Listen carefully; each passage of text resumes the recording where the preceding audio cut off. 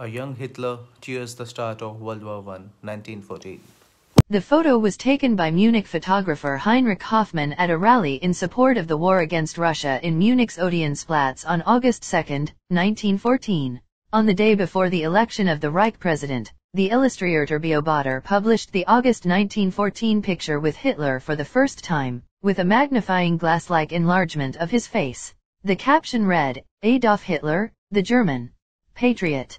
When on August 1, 1914 tens of thousands of deeply moved Munich citizens listened to the last notes of the band, suddenly the German anthem washed over the square. In the midst of the crowd stood with shining eyes Adolf Hitler. Hitler was superimposed to lend credibility to the image of the Nazi leader as a patriot and a man of the people. The photo went on to become a favorite Nazi propaganda picture, appearing with captions such as Adolf Hitler, a man of the people. It was used countless times in newspapers, propaganda papers, biographies, and school books.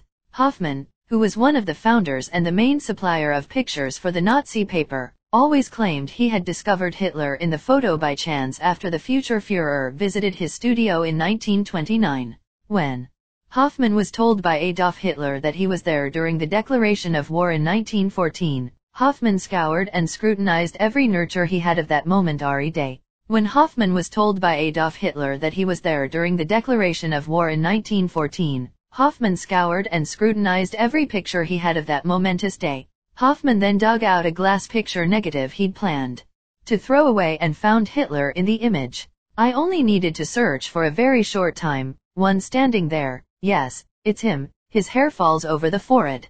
Hoffmann once said, his face cannot deceive, it was him. However, many researchers claim Hitler's photographer Hoffmann manipulated the image in order to feature the soon-to-be dictator. Research has failed to turn up the original negative of the picture, and intense scrutiny of newsreel footage has failed to spot Hitler among the crowd.